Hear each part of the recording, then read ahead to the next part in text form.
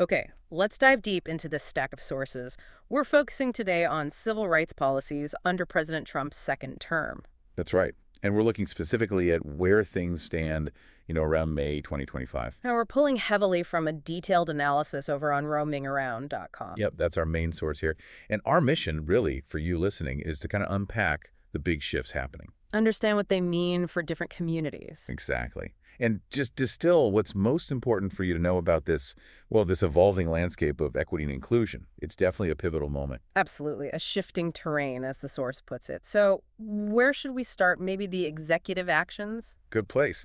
The source really flags two key executive orders right off the bat, EO 14173 and EO 14151. These seem to set a new direction. And these weren't just small changes, were they? No, not according to this analysis. They actually rescinded previous mandates, things aimed at promoting anti-discrimination practices, DEI programs. DEI being diversity, equity, and inclusion. Right. And this applied pretty broadly. Federal workforce, federal contracting, staffing, the whole 9 yards. Okay. And the analysis presents this as, well, a pretty deliberate shift, right? The source frames it that way, moving away from considering demographic factors in federal jobs. And focusing instead on qualifications and performance, like a merit-based system. Precisely. That's the angle highlighted, a push towards meritocracy. And of course, there are two sides to this coin. Always. So proponents, as cited in the source, they argue this focuses federal hiring purely on, competence and qualifications, getting the best person for the job, theoretically. But the critics, what concerns do they raise in the source? Well, they argue it could seriously undermine efforts to create inclusive workplaces that actually, look like the country. So the worry is about losing representation, especially for underrepresented groups. Exactly that. A potential loss of meaningful representation. Yeah. So you've got this core tension right away, merit versus diverse representation. That seems to be the central conflict the source identifies with these EOs. Okay, so those orders set the tone. How did that philosophy trickle down into actual enforcement? Let's talk about the Department of Justice, the DOJ. Right, crucial player. And the source points to something pretty significant here. It says the DOJ basically stopped initiating new civil rights cases under this administration. Stopped initiating new cases. Wow. So what does that mean practically? Well, according to the advocates cited in the analysis, it's a big deal. It could mean many instances of discrimination or injustice. They just might not get addressed at the federal level. Because the government isn't proactively looking for or bringing these cases forward anymore. That's the concern raised. Limited paths to getting justice, potentially. And the source connects this to a specific political ideology, prioritizing other things. It suggests that, yes, viewing these types of civil rights cases as maybe less central to the DOJ's mission compared to other legal policy areas. And there's another layer here, too, isn't there? About DEI itself becoming a target. Yeah, that's a fascinating point in the analysis. It mentions legal actions actually being pursued against organizations that are trying to implement DEI strategies. So the very thing that was once encouraged is now potentially leading to lawsuits. It seems that way, based on the source, which, really complicates things for civil rights lawyers and advocates. They might be defending practices they thought were settled. Definitely sounds like a challenging environment. And the implications, the source warns, go beyond just individual lawsuits. It flags this as potentially signaling a broader rollback of civil rights gains, putting progress at risk. So a shift in DOJ priorities can have these really wide-ranging effects on access to justice. That's the key takeaway from the source on the DOJ front, yeah. Okay, let's pivot to education. The Department of Education's Office for Civil Rights, or OCR. What changes does the analysis highlight there? Two main things jump out from the source material. First, significant staffing reductions at the OCR. Okay. And second, a directive to essentially cease active investigations into civil rights violations. Fewer staff. I mean, obviously that impacts capacity. How does the source say that plays out? Well, fewer people means they just can't monitor effectively, right? Yeah. Can't follow up on complaints quickly. Investigations get slowed way down. And blogs. Cases may be getting dropped. That's the implication described. Just not enough resources to handle the workload effectively. And ceasing active investigations. That sounds pretty drastic. What's the concern there?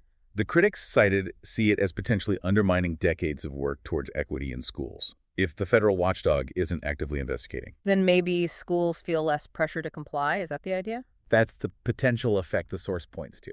A perception that enforcement is maybe less rigorous, less incentive to strictly uphold anti-discrimination policies. Which naturally raises huge concerns for marginalized students.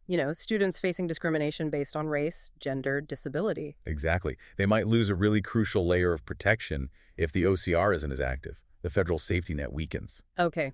Shifting gears again, let's look at immigration. The source talks about some significant changes in detention and deportation.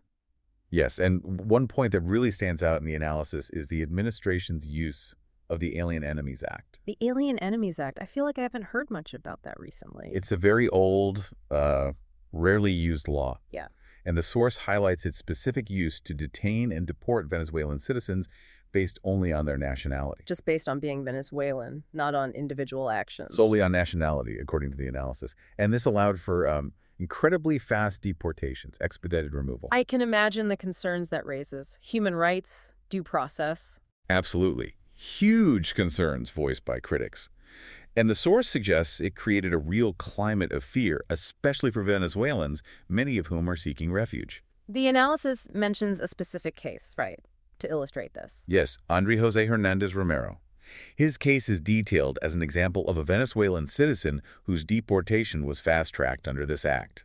And that case brought attention to the treatment of asylum seekers. It did. Raised sharp questions about how asylum claims were being handled and, the U.S.'s obligations under international standards. So the critics, based on the source, felt these measures unfairly targeted people fleeing difficult situations. That's the argument presented, that it undermined the legal protections immigrants usually have. And bypassing due process like that. Well, the source emphasized that point.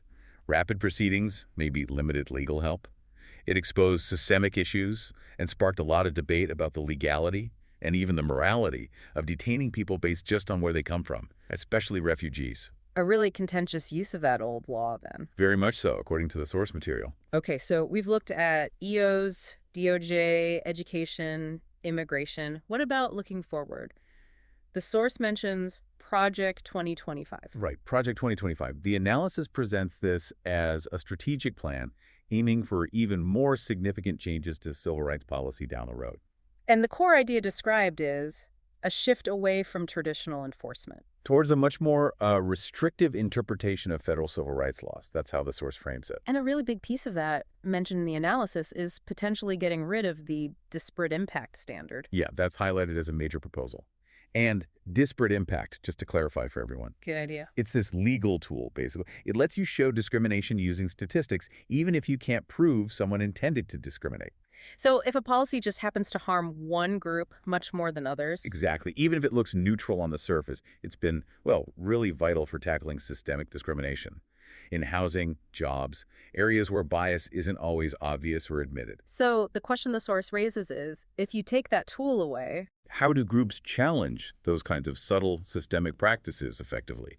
It could make it much harder, the analysis suggests, a bigger hurdle for those seeking justice.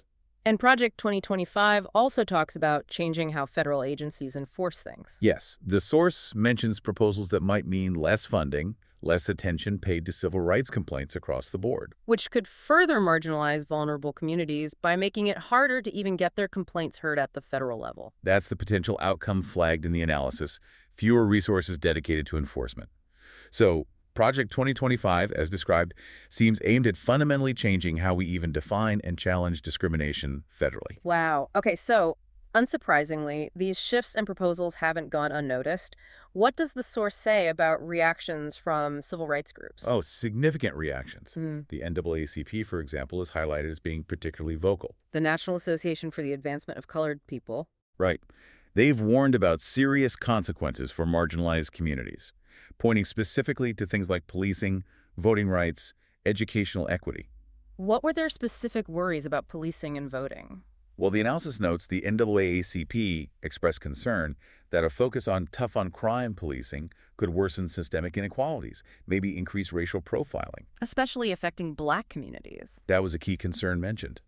And on voting rights, the worry cited was that rolling back protections could disenfranchise minority voters, make it harder to vote. And it wasn't just the NAACP sounding the alarm? No, definitely not. The ACLU, the Leadership Conference on Civil and Human Rights, other major groups, echoed similar concerns, according to the source. The American Civil Liberties Union? Yep. And they haven't just been issuing statements. The analysis notes they've mobilized grassroots campaigns, legal challenges against specific policies, trying to raise public awareness. So pushing back actively.